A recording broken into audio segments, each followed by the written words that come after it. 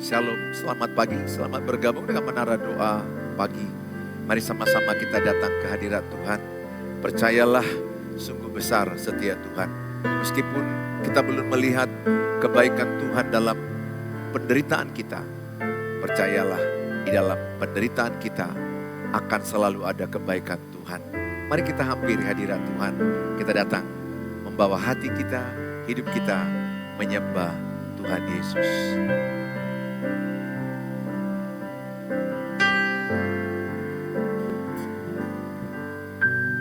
Sungguh besar setiamu, nyata di sepanjang hidupku. Darahmu telah layakkan kehidupanku.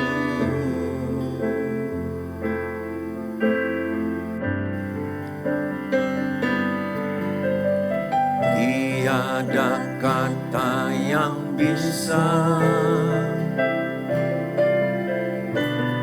lukiskan indahnya Kau Tuhan. Bagimu segala pujian dan kemuliaan.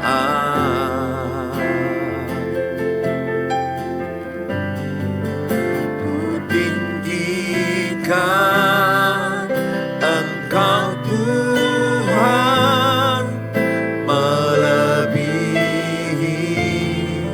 segalanya,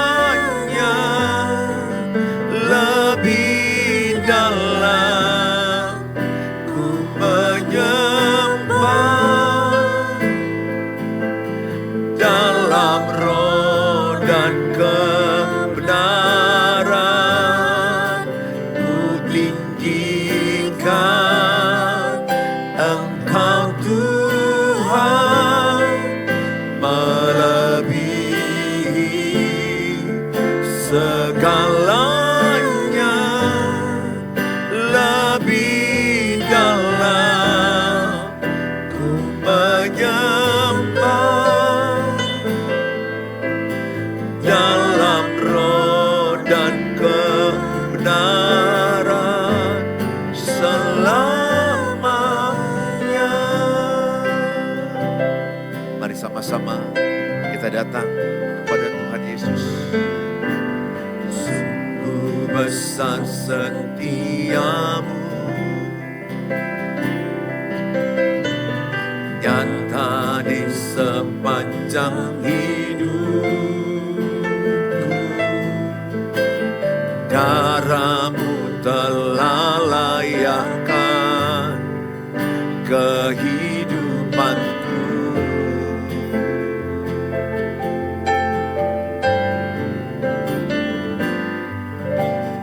Tiada kata yang bisa lukiskan indahnya Kau Tuhan. Bagimu segala pujian dan kemuliaan.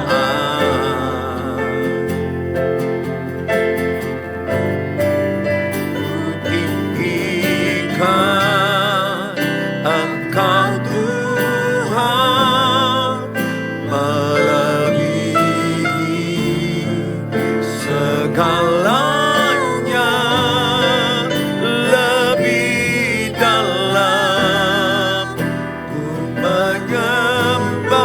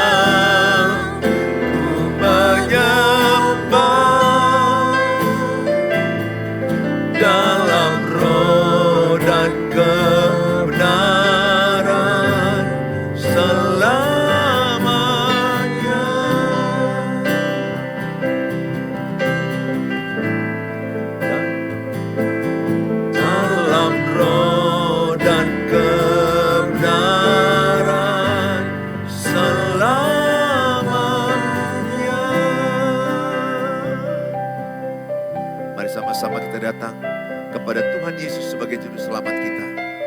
Percayalah, Tuhan Yesus juru selamat bagi kita.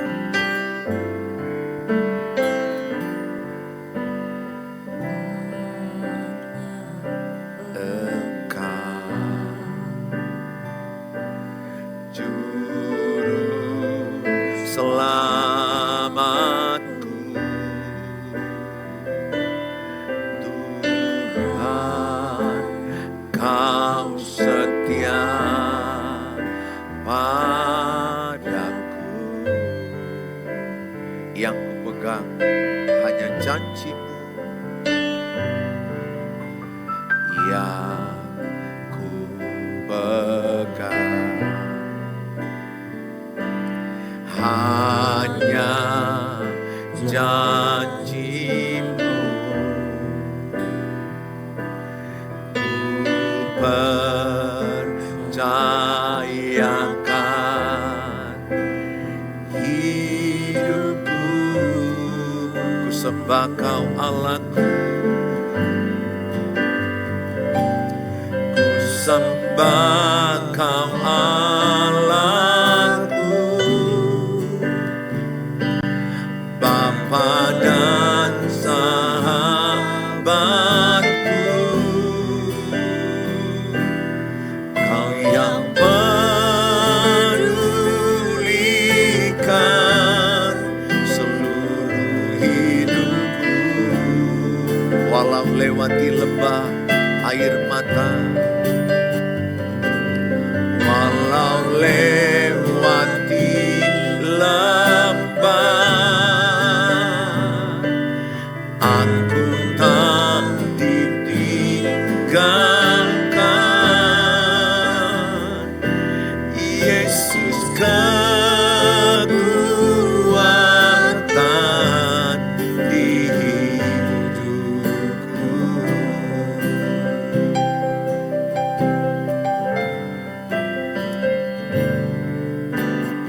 Hanya Engkau,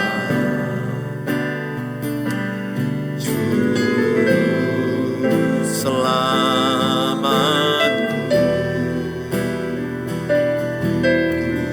Tuhan, Kau setia padaku. yang kupegang hanya janji-Mu, Yang ku pegang hanya janji-Mu. Ku percayakan hidupku,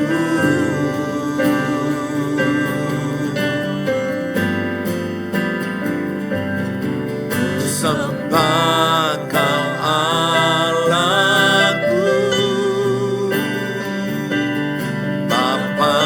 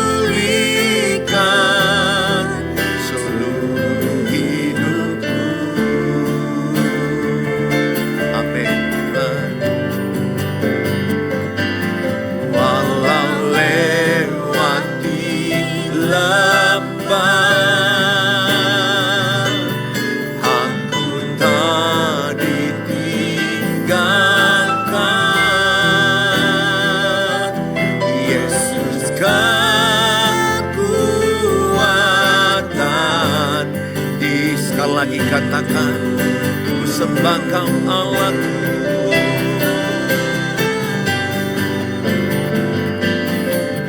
Sembah Kau Allahku,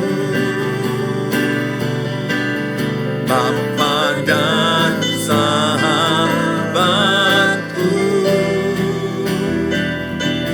Kau yang pedulikan seluruh hidupku. Amin. Walau lewati lamban, aku tak ditinggalkan. Yesus kekuatan di hidupku. Yesus kekuatan. Yesus kekuatan.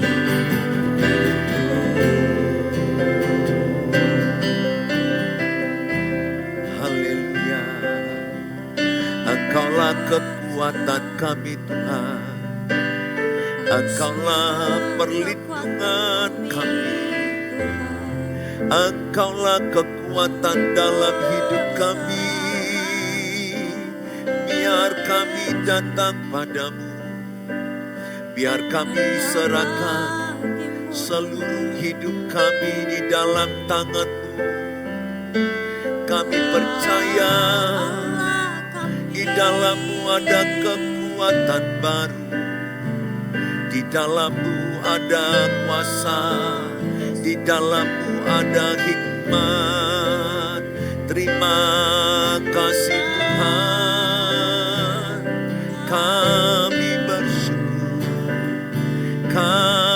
bersyukur Tuhan mengenal Engkau sebagai Tuhan Juru Selamat kami, kekuatan kami. Apapun persoalan kami, apapun situasi kami percaya ada Tuhan Yesus yang baik menjaga kami, membela kami, melindungi kami, menyertai kami Tuhan. Engkau bersama kami selama-lamanya. Terima kasih Tuhan, terima kasih. Kami melihat Tuhan, mengalami Tuhan lewat persoalan hidup kami. Kami mengalami Tuhan. Terima kasih Tuhan. Terima kasih Yesus. Terpujilah nama-Mu. Terpujilah nama-Mu Tuhan selama-lamanya. Segala pujian, segala hormat, terima kasih. Terpujilah nama-Mu Tuhan. Oh, terima kasih Tuhan. Terima kasih Yesus.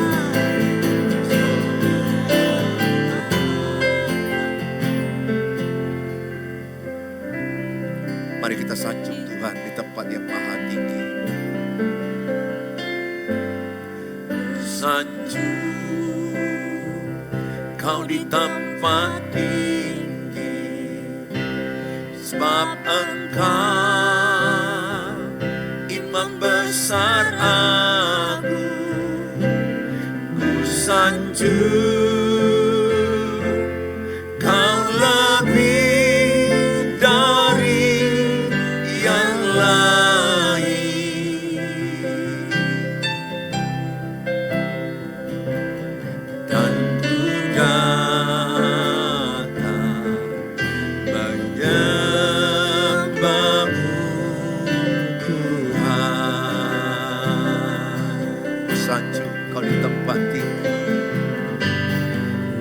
salju,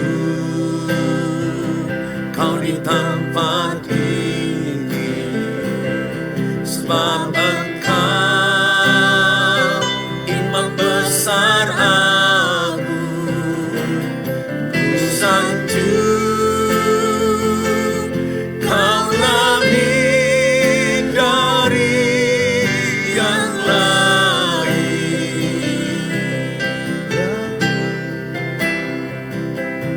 dan ku datang menyembahmu Tuhan. Mari sanjung Tuhan. Salju, kau di tempat tinggi, sebab engkau imam besar aku, ku salju, kau lebih dari yang lain,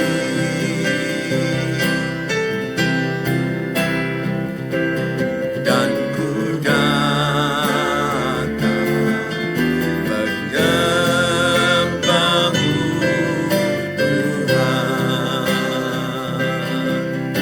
Ku datang menyembahmu Tuhan. Terima kasih Bapa, kami bersyukur. Biarlah pagi ini kami diberkati dengan firman Allah. Yang lemah dikuatkan, yang sakit dihiburkan, yang susah dihiburkan, yang miskin diperkaya, yang putus asa diberi semangat yang baru. Tuhan Yesus memberkati kami semua. Kami percaya lewat tayangan ini banyak orang diberkati. Dalam nama Tuhan Yesus kami siap terima firman Allah. Amin. Amin. Shalom. Good morning. Saudara yang saya kasihi, hari ini saya membawa firman Tuhan. Mengalami Tuhan lewat penderitaan. Kita sering sekali mengenal Tuhan dari teori khotbah, dari dogma-dogma siapa Tuhan. Itu baik, itu bagus. Kita mendengar khotbah, mengenal Tuhan menurut Alkitab, menurut teologia, dogmatika sesuai dengan gereja yang memperkenalkan Allah itu Allah yang hebat, Allah yang kasih, Allah yang berkuasa, Allah pencipta, Allah yang unlimited, Allah yang punya cara dengan segala cara. Kita mengenal Allah lewat pembacaan Alkitab, kita mengenal Allah lewat khotbah-khotbah yang kita dengar atau pengajaran-pengajaran. Sangat bagus kita mengenal Allah lewat pembelajaran Alkitab. Tapi hari ini saya mengajak sama saudara, mengenal Allah, melihat Allah langsung lewat proses penderitaan. Ini penting bagi saudara yang lagi sedang berkesusahan karena sakit, penyakit, berkesusahan karena keuangan, pekerjaan, berkesusahan karena pernikahan yang bermasalah, keluarga yang bermasalah, anak-anak yang tidak taat. Apapun masalah saudara saat ini, sangat bagus ini jadi berkat kita belajar dari kitab Ayub 42 ayat 1 sampai kepada ayat yang ke-6. Maka jawab Ayub kepada Tuhan, aku tahu bahwa engkau sanggup melakukan segala sesuatu. Dan tidak ada rencanamu yang gagal.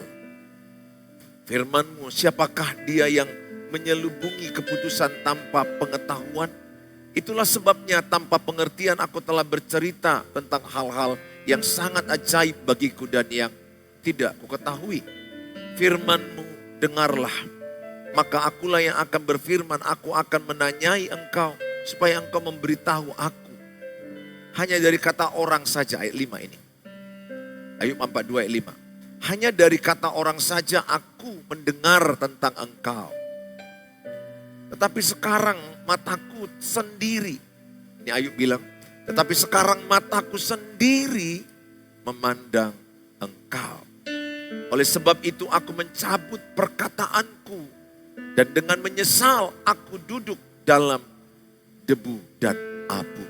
Saudara Ayub mengalami perjumpaan, melihat Tuhan lewat proses penderitaan hidup yang tidak mudah. Kalau kita lihat pada ayat yang kedua, aku tahu bahwa engkau sanggup melakukan segala sesuatu dan tidak ada rencanamu yang gagal. Tidak ada rencana Tuhan yang gagal. Saudara, sering sekali rencana Tuhan dalam hidup kita itu lewat penderitaan. Kalau kita maunya, rencana Tuhan itu maunya yang baik-baik, yang enak-enak, semuanya itu kita terima. Sehingga tidak perlu menyakiti kita, membuat kita menderita, tidak perlu. Tetapi sering sekali kita akan melihat bahwa rencana Tuhan yang baik itu, rencana Tuhan yang tidak gagal itu, rencana Tuhan yang akan terjadi dalam hidupmu lewat penderitaan yang kau hadapi. Siapakah Ayub? Ayub orang saleh, takut akan Tuhan, orang jujur. Saudara, hidupnya orang yang terkaya di bagian timur waktu itu. Dia punya 10 anak, 3 anak laki-laki, 7 perempuan. Harta begitu banyak sekali. Tapi seizin Tuhan dia mengalami yang namanya pencobaan. Ingat, pencobaan itu dari iblis, ujian dari Tuhan. Jadi di waktu yang sama Ayub itu mengalami 2 sisi. Sisi iblis ingin mencobai dia, tujuannya menjatuhkan. Mencoba itu negatif, dari iblis ingin menjatuhkan dia, menghancurkan imannya. Tapi dari sisi Tuhan, ujian itu adalah positif untuk menaikkan iman kita, membangun iman kita, menyemangati kita dalam Tuhan. Oleh karena itu saya mengajak setiap saudara pada saat ini. Mungkin saudara seperti apa yang dialami Ayub. Ada pencobaan di mana iblis ingin menjatuhkan hidupmu, menghancurkan hidupmu, menghancurkan imanmu, menghancurkan keluargamu, menghancurkan pernikahanmu. Tapi dari sisi Tuhan ada ujian, yaitu sebenarnya seizin Tuhan yang terjadi padamu itu untuk menguji imanmu, untuk menaikkan imanmu, memurnikan imanmu, mengembangkan imanmu. Apapun yang kau alami saat ini, lihat ajalah dari sisi Tuhan, yaitu semua ujian yang diizinkan Tuhan. Ujian untuk membuat engkau lebih ke arah Kristus. Ujian untuk engkau mengalami pemurnian iman seperti emas. Ujian membuat engkau mengenal Tuhan lebih dalam lagi. Saudara yang saya kasihi, Ayub mengalami ujian iman. Kalau dia mau hidup dengan zona nyamannya, mungkin imannya tidak akan bertumbuh. Ingat, iman kita tidak akan bertumbuh dengan keadaan baik-baik saja. Dengan keadaan zona nyaman, comfort zone. Tapi iman kita akan bertumbuh lewat penderitaan, kesulitan, kesusahan, persoalan hidup yang kita alami. Saudaraku yang menyaksikan tayangan ini, mari kita alami ayat yang kelima ini, saudara. Ayat yang kelima ini dikatakan, hanya dari kata orang saja aku mendengar tentang engkau. Tetapi sekarang mataku sendiri memandang engkau. Mungkin selama ini kita sudah banyak teori tentang Tuhan. Bahkan sekolah teologi mengenal Allah. Itu bagus, silakan. Tapi tidak cukup hanya teori. Saya sebagai pendeta, justru saya mengalami Tuhan itu, melihat Tuhan itu seperti apa kata Ayub 42 ayat 5 ini. Tetapi sekarang mataku sendiri memandang engkau. Ini sangat rema bagi saya. Bagaimana saya melewati proses penderitaan demi penderitaan yang kualami. Baik kesehatan, keuangan, pelayanan, pernikahan, anak-anak. Saya banyak melihat Tuhan justru di dalam penderitaan hidup saya. Maksud melihat Tuhan apa? Mengalami penyertaan Tuhan. Mengalami Tuhan bicara langsung ke saya. Lewat Alkitab tentunya. Suara Tuhan itu lewat Alkitab, bukan audible yang saya maksud. Alkitab itu lebih nyata suaranya. Alkitab suara Tuhan. Dia bicara di hati saya. Ayat-ayat itu begitu kuat bicara di hati saya. Sehingga rangkaian kejadian sampai wahyu itu, saya merasakan begitu jelasnya Tuhan bicara. Lewat penderitaan demi penderitaan yang kualami. Sehingga Saya sekarang ini punya prinsip. Ada 2 jalan orang imannya tumbuh. Pertama, Roma 10 ayat 17. Lewat pembacaan Alkitab, mendengar firman Kristus. Yang kedua, lewat penderitaan hidup. Dalam kitab Petrus, Yakobus, terlebih Timotius. Cerita itu banyak membahas bahwa justru dalam penderitaan hidup kita banyak melihat Tuhan, mengalami Tuhan. Pesanku sama saudara yang menyaksikan tayangan ini. Sejauh mana penderitaanmu saat ini? Mungkin engkau sedang menderita dalam keuangan, pekerjaan, usaha yang terpuruk, meminjam di mana-mana, sampai tidak sanggup bayar. Bahkan engkau sekarang sedang menjual rumah, tapi engkau tidak sanggup menjual rumah. Engkau bahkan tidak laku, maksud saya, belum ada pembelinya. Apapun yang sedang saudara alami. Persoalan pernikahan, begitu banyak yang datang ke saya. Ingat, Ayub ini orang baik. Ada pepatah begini, kejadian buruk terjadi kepada orang baik.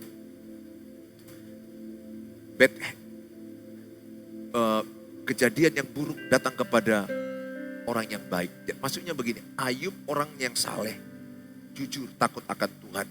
Tapi kejadian buruknya luar biasa. Apa yang terjadi? Anak-anaknya semua mati. Istrinya merendahkan iman dia. Harta semua habis. Sahabatnya 3 orang itu merendahkan dia. Dan dia juga penyakit seperti kanker kulit, barak. Artinya dia mengalami kejadian buruk padahal dia orang baik. Saya menjumpai juga ada orang suaminya baik, istrinya jahat, selingkuh. Suaminya setia. Ada juga istri yang setia, yang baik, suaminya yang jahat, yang selingkuh. Ada juga saya jumpai, bapak mama bagus pelayanan. Anak-anak ada yang narkoba. Ada yang hidup dengan pergaulan bebas. Ada yang saya jumpai juga bapak mama bagus pelayanan. Tapi anaknya meninggal dunia dengan usia yang sangat cepat, 6 tahun, 10 tahun. Jadi kepada orang-orang yang baik, yang saleh, bisa terjadi hal-hal buruk seizin Tuhan. Sebagai ujian iman. Mungkin engkau yang menyaksikan tayangan ini, salah satu adalah dirimu. Engkau adalah orang yang merasa, aku fine-fine aja, baik-baik aja. Bergereja, hormat sama keluarga, membangun kerja yang baik, cara hidup yang baik. Tapi kenapa ya ku alami pernikahan seperti ini? Kenapa ku alami anak seperti ini? Kenapa ku alami sakit seperti ini?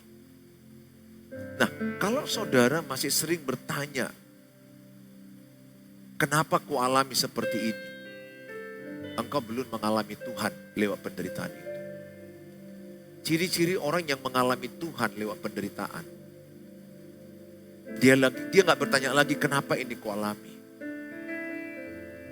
Karena orang yang sudah mengalami Tuhan dalam penderitaan, mengalami Tuhan dalam kesusahan hidupnya, dia melihat rencana Tuhan lewat penderitaan itu.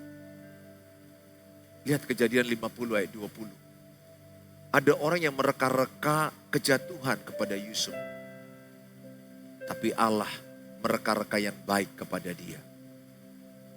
Roma 8 ayat 28. Ku tahu sekarang Allah turut bekerja dalam segala perkara, mendatangkan kebaikan bagi orang yang mengasihi dia.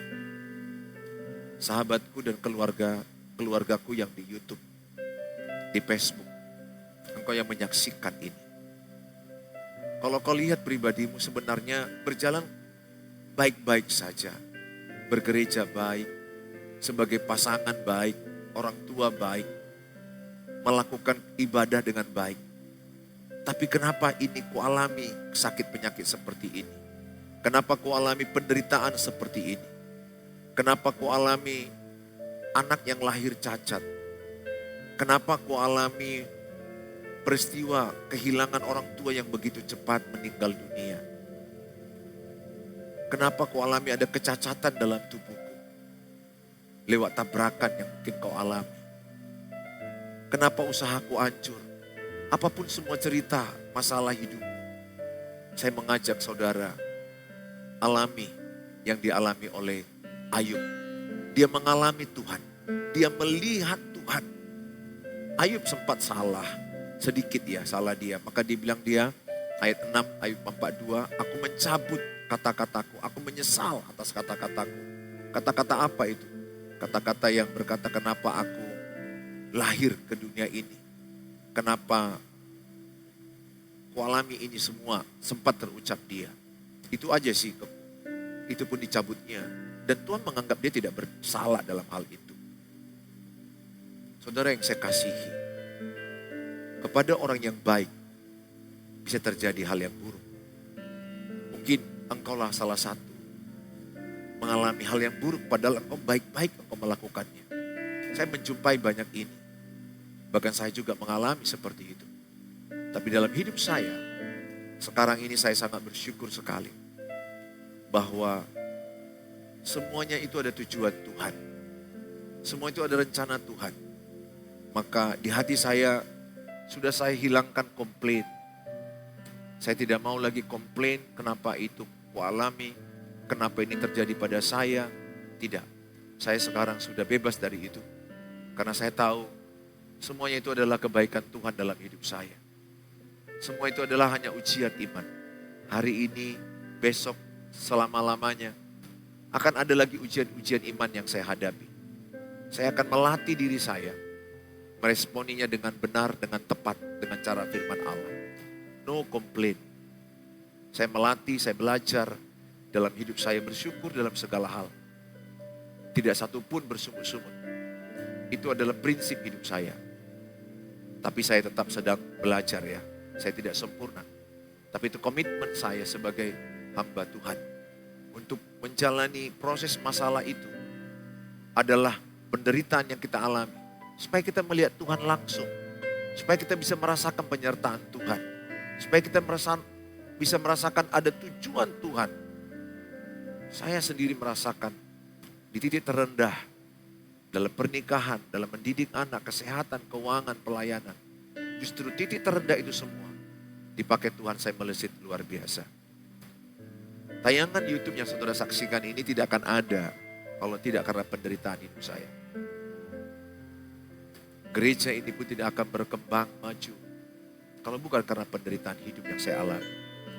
Jadi saya bisa simpulkan, penderitaan hidup yang Bapak Ibu alami, penderitaan yang saya alami, membuat kita mengalami rencana Tuhan. Menyatakan kehendak Tuhan lewat persoalan hidup kita. Pesanku sama saudara, no complain. Jangan bersungut-sungut. 1 Korintus 10 ayat 10, orang Israel itu dibinasakan di padang gurun karena mereka bersungut-sungut. Bersungut-sungut itu artinya tidak mempercayai Tuhan dalam proses hidup. Percayakan. Betul, sakit itu sangat sakit kalau kita gak punya uang. Sangat sakit kalau pasangan kita pergi dengan orang ketiga. Sangat sakit kalau kita dalam keadaan terkapar di rumah sakit. Betul, sangat sakit melihat anak-anak yang narkoba.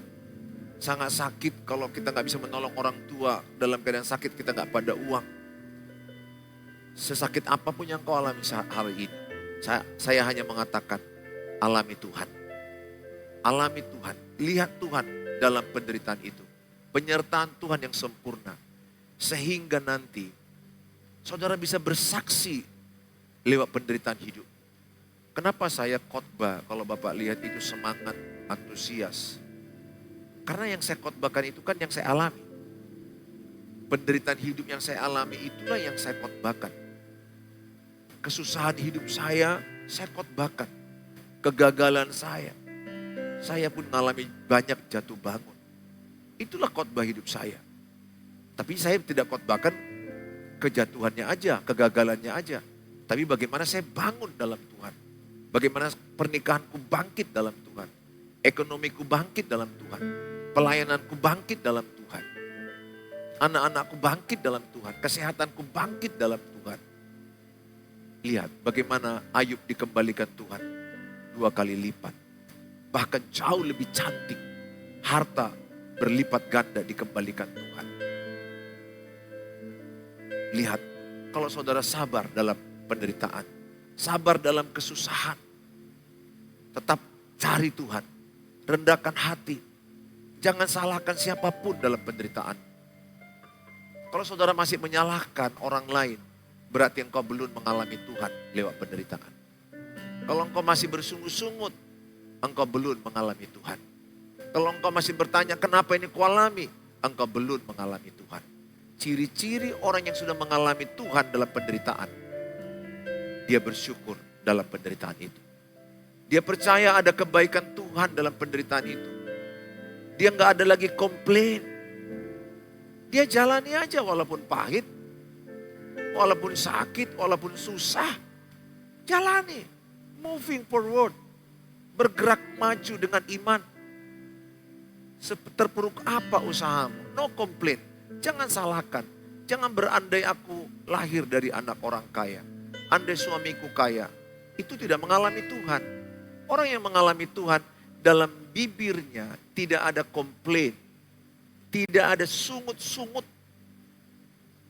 1 Tesalonika 5 ayat 18. Mengucap syukurlah dalam segala hal. Sebab itulah yang diinginkan Kristus bagi kita. Jadi orang yang mengalami Tuhan dalam penderitaan, ciri-cirinya bersyukur. Tidak ada sungut-sungut.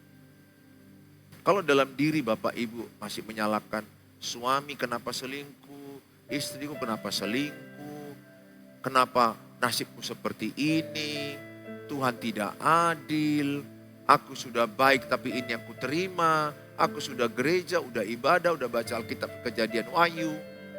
Kalau masih itulah yang ada dalam ucapanmu, sorry. Bapak Ibu belum mengalami Tuhan, belum melihat Tuhan langsung lewat penderitaan. Saya bisa merasakan Tuhan lewat penderitaan saya. Sampai Tuhan bicara di hati saya. No complaint. Dan Tuhan bicara di hatiku. Jangan menuntut pasanganmu berubah. Jangan menuntut anak-anakmu berubah. Tuhan bicara di hatiku. Jangan bandingkan penderitaanmu dengan penderitaan orang lain. Setiap orang punya cerita masing-masing. Setiap orang punya persoalan pernikahan beda-beda. Setiap orang punya persoalan keluarga beda-beda. Persoalan anak-anak, persoalan hubungan mertua berbeda-beda. Tidak ada yang tidak punya persoalan. Nggak usah bandingkan, engkau akan letih membandingkan itu. Jalani aja hidup. Terhormat hidup orang yang fokus dengan persoalannya. Sedih hidupmu nanti melihat yang baik sama orang, dirimu seperti tidak baik. Capek, letih. Jalani hidup ini dengan mengucap syukur. Apa yang ada di tangan, syukuri. Percayalah Tuhan sanggup di waktunya Tuhan menjadikan apa yang kau anggap itu kesusahan adalah jadi kebaikan bagi saudara. Saya adalah saksi mata langsung melihat kebaikan Tuhan.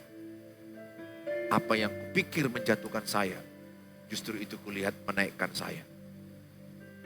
Dan yang lebih sedihnya lagi, kadang-kadang kita dalam dunia ini, kita lagi menderita, kita lagi susah, lagi ada masalah. Orang lain itu lebih cenderung membicarakan, menghakimimu. Ingat, manusia itu lebih cenderung itu. Enggak semua saya bilang, mungkin ada beberapa orang yang tulus melihat penderitaanmu sehingga dia empati, mendoakan, mensupport. Tapi lebih banyak orang melihat penderitaan kita itu membicarakan di belakang kita. Kedua, menghakimi kita. Yang ketiga, memandang kita itu seperti orang yang gagal, yang bersalah di hadapan Tuhan, orang yang layak untuk dihakimi. Banyak, itulah manusia, lebih cenderung seperti itu. Tapi pesanku sama saudara, tutup telinga untuk perkataan orang. Ingat, pernah saya ajarkan EGP, emang gue pikirin. Kalau saudara sudah lulus EGP, gak perlu pikiri omongan orang. Fokus aja, apakah hidupku benar menurut Alkitab. Kalau benar menurut Alkitab, go ahead, jalan terus. Saya begitu. Makanya gereja ini bertumbuh pesat. Kehidupan saya, kerohanian saya bertumbuh pesat. Karena saya tidak pernah lagi peduli dengan apa kata orang. Yang penting, sepanjang yang saya lakukan sesuai dengan firman Allah. Dan caraku benar, motivasiku benar. Dan aku punya tim, keluarga saya tim utama. Cukup ku dengar, ada tim gereja saya. Jadi saya tidak perlu mendengarkan pendapat banyak orang. Apalagi saya ini aktif di sosial media. Sebaik apapun ku lakukan, kalau orang tidak senang sama saya, tetap bagi dia itu buruk. Sepositif apapun yang kulakukan tetap bagi mereka itu negatif. Demikian dirimu. Pesanku sama saudara, alami Tuhan lewat penderitaan hidup. Bersyukurlah. Ya, no complaint. Jangan menyalahkan siapapun. Sering senyum, sering bersyukur. Semangati dirimu. Bangkitkan iman lewat pembacaan Alkitab. Miliki komunitas yang sehat, yang mensupportmu. Walaupun kau salah, jatuh. Ada orang yang ingin mengangkatmu bangkit kembali. Tuhan Yesus memberkati saudara. Mari kita datang kepada Tuhan. Kalau saudara terberkati dengan tayangan ini, silakan share kepada banyak orang. Supaya mereka melihat Tuhan lewat persoalan hidup. Tuhan Yesus memberkati kita. Saya ajak kita berdoa. Bapa di sorga, dalam nama Tuhan Yesus, semua anak-anakmu yang menyaksikan tayangan ini dimanapun mereka berada, jamalah mereka Tuhan. Kuatkan mereka. Yang lemah Engkau kuatkan. Yang sakit Engkau sembuhkan. Urapi obat mereka. Mereka yang persoalan rumah tangga, pernikahan, anak-anak, Tuhan pulihkan. Tuhan beri mereka hikmat, kesabaran, ketangguhan, kekuatan Allah. Hamba mau berdoa dalam nama Tuhan Yesus. Berkati setiap mereka yang menyaksikan ini. Mereka yang punya persoalan usaha, Tuhan tolong pekerjaan mereka, usaha mereka, keuangan mereka. Mereka yang sedang berjuang untuk menjual rumah, Tuhan tolong dalam penjualan rumah. Mereka yang sedang berjuang untuk kesehatan, kesembuhan, dalam nama Yesus Tuhan yang menyembuhkan mereka. Kami serahkan dalam tangan-Mu Tuhan. Apapun persoalan anak-anak-Mu saat ini, kami tahu ada rencana baik Tuhan. Biarlah kami mengalami Tuhan lewat penderitaan hidup. Biarlah kami melihat tujuan baik Tuhan lewat masalah kami. Sehingga setiap kami yang menyaksikan tayangan ini, kami tidak lagi komplain. Kami tidak lagi bersungut-sungut ketika ada masalah. Kami tidak membanding-bandingkan masalah kami dengan masalah orang. Tapi kami berkata, ada kebaikan Tuhan lewat masalah hidup kami. Terima kasih Bapa. Di dalam nama Tuhan Yesus kami berdoa. Haleluya. Amin. Amin. Tuhan Yesus memberkati kita. Sampai ketemu di waktu yang akan datang. Shalom.